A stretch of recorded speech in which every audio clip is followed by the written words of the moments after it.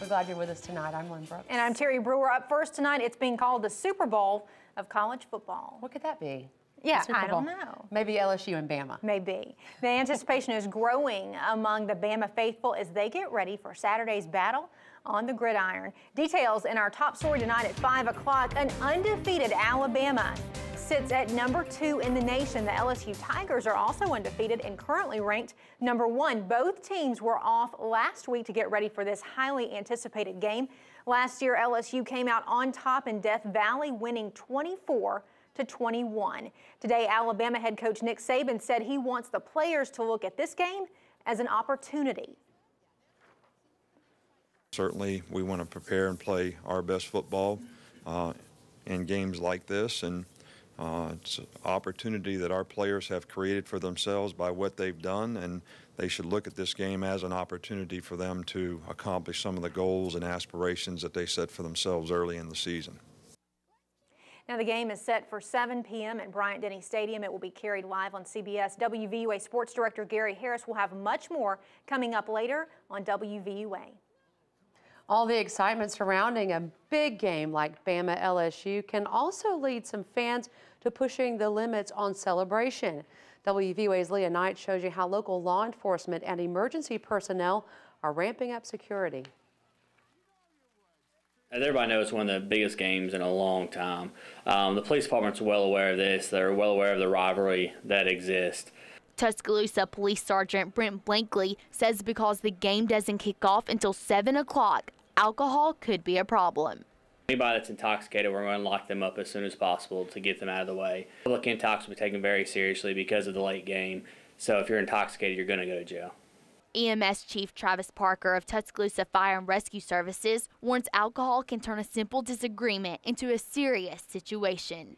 We know that people who drink excessively don't make the same decisions that a person who's in their right mind. So, you know, if a person has been drinking, you know, don't get in an altercation with them, because most of the time they're not going to be at their right mind. And so just the best thing to do is just if something happens, just turn around and walk away from them.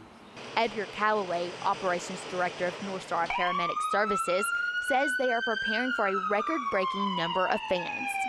Making sure that all of our staff is available for the weekend. We'll be putting on additional ambulances and, you know, paramedics, people to respond to calls. We'll have additional dispatchers on to answer the call volume. But other than that, just preparing for the additional volume. Sergeant Blankley says they will have almost every available police officer on hand during and after Saturday's game. Reporting in Tuscaloosa, Leah Knight, WVUA News. Calloway says to make sure you know your surroundings. That way you can give official specific directions in case you need help. And of course, with a game of this magnitude coming to the capstone, game day organizers are taking extra steps to make sure they can handle the influx of fans. Gina Johnson with UA Game Day Operations says the campus expects about 140,000 fans on the University of Alabama campus. Because so many fans will be outside the stadium during the game, they expect record numbers of tailgaters. Johnson says they expect 1,700 tents on the quad, and with ESPN College Game Day coming to the capstone, Johnson says they expect fans to be on campus very early.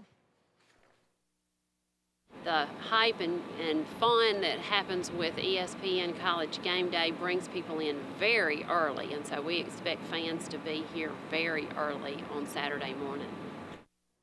Johnson says even though campus has not seen this many tailgaters before, there will be enough room for everyone to have space at the game.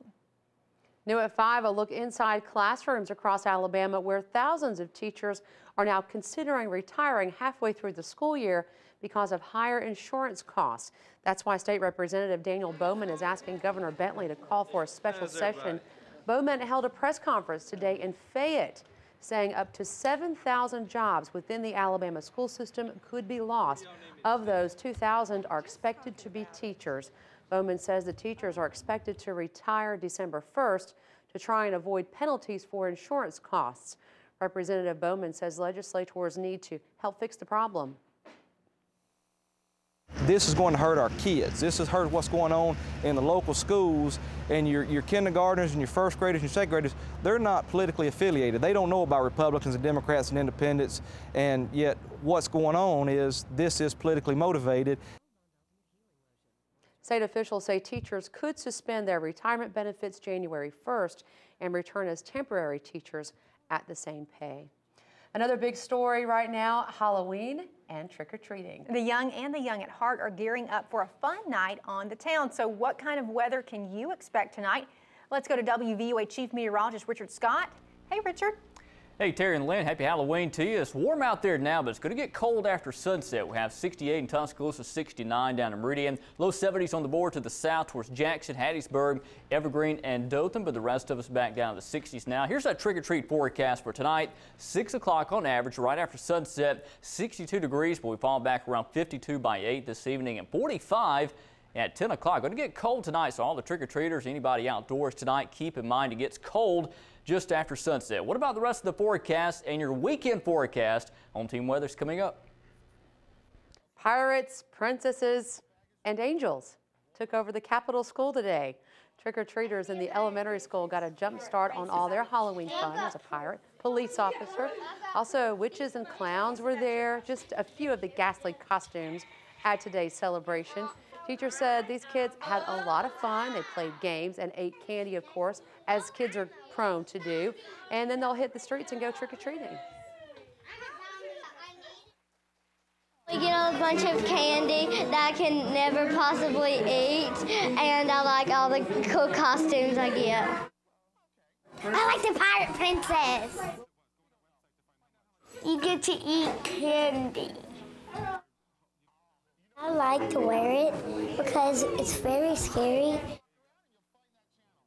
And since it is Halloween, Tuscaloosa city leaders are reminding residents of Tuscaloosa to be careful in tornado-damaged areas. Mayor Walt Maddox says since safety hazards from debris are still there, he recommends carrying a flashlight trick-or-treating.